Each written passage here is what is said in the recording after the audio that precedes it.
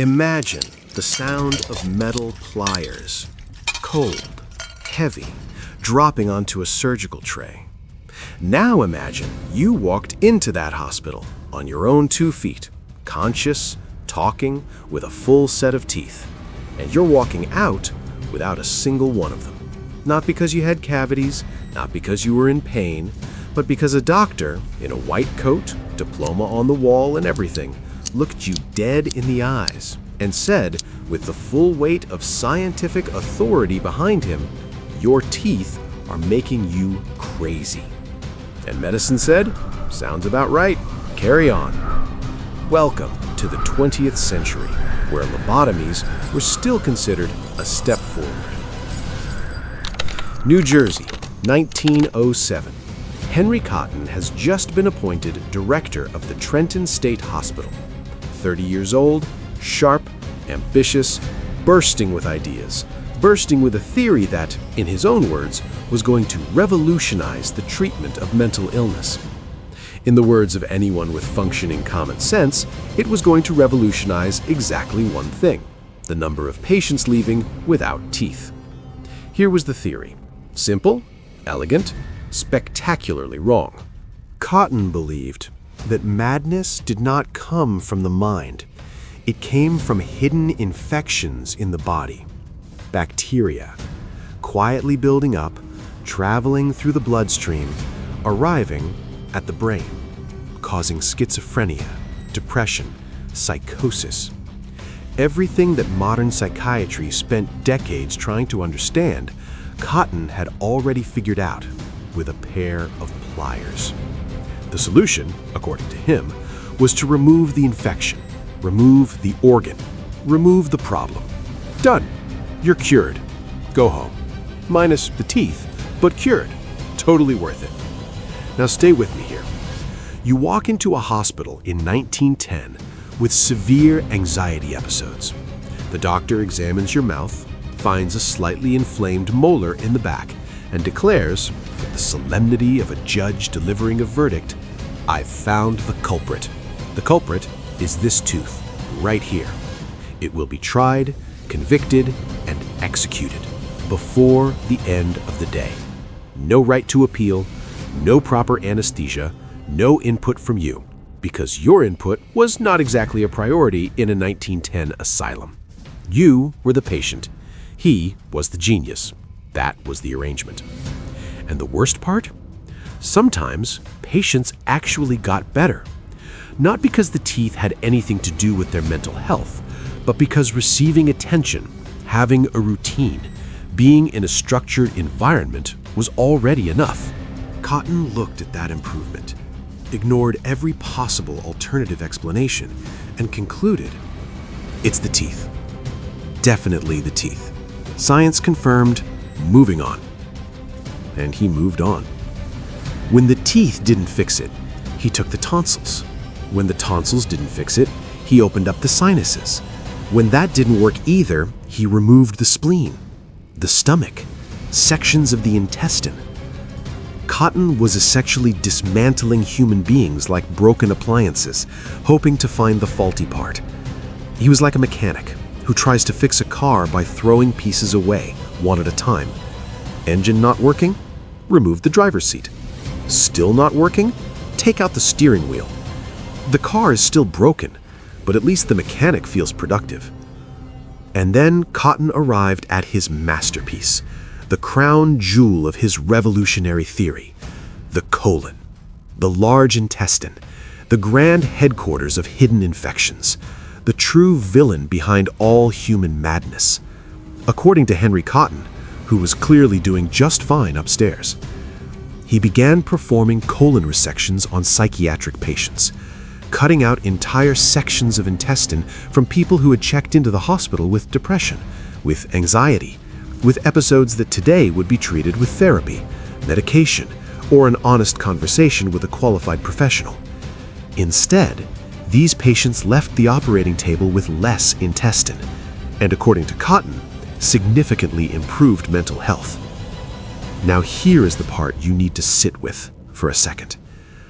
The mortality rate for Cotton's colon surgeries was 30 to 40%. 1 in 3 patients died on the table or shortly after, from infection, from shock, from surgical complications. In a psychiatric hospital where people had arrived alive, conscious, and struggling emotionally, not dying. And Cotton was celebrated. He gave lectures, published scientific papers, was invited to international conferences. The press called him a pioneer, a visionary, the man who was finally curing madness. Meanwhile, back at Trenton State Hospital, quietly, far from the cameras and the applause, patients were dying at rates that would have embarrassed a battlefield surgeon.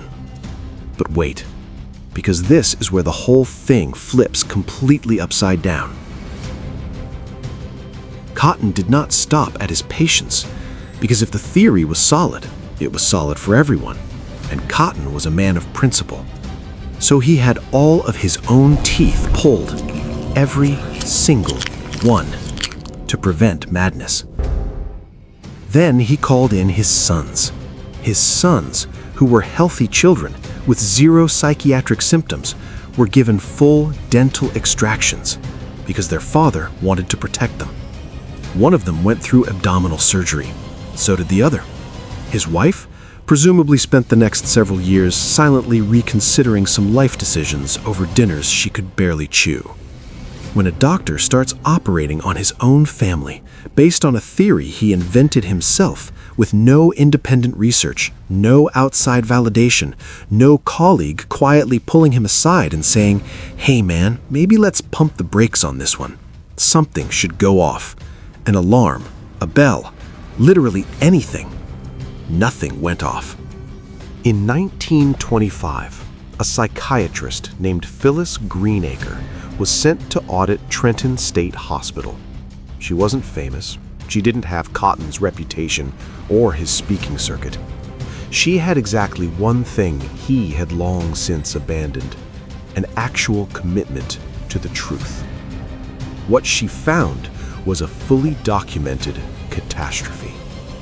The mortality rates were far higher than what Cotton had been publishing in his celebrated papers. Recovery data had been manipulated. Patients who had died on the operating table showed up in reports as transferred, discharged, success stories. The miracle cure was creative accounting, dressed up in a lab coat. The report was delivered, thorough, conclusive, and absolutely devastating. The surgeries did not work. The focal infection theory had no scientific basis. Cotton had been killing people with unnecessary procedures and calling it cutting-edge medicine. And now, here comes the part that actually hurts. The part that is more painful than any pair of pliers. The real punchline. The report was buried. New Jersey state officials decided the scandal was too big, that the hospital's reputation could not survive it, that Cotton was too prominent a figure to be publicly exposed. So they simply did not expose him. He remained director, kept operating, kept pulling teeth, kept cutting out sections of intestine from patients who never asked for it and could not refuse, kept being invited to give keynote speeches about his revolutionary breakthroughs, until 1930, when he had a heart attack and died, without his teeth, naturally, because he never once, not for a single moment, stopped believing in himself. The legacy of Henry Cotton is not just the story of a doctor who got it wrong. Wrong doctors existed before him and will exist long after. The legacy of Cotton is the story of a system that chose reputation over truth, that decided protecting a name was more important than protecting lives, that buried a report because the findings were inconvenient for the right people. It is what happens when science becomes ego, when questioning the expert becomes heresy, when data is treated as an obstacle instead of a compass. So next time you're sitting in that dentist's chair, slightly panicking, waiting to hear how many cavities showed up this time. Take a breath.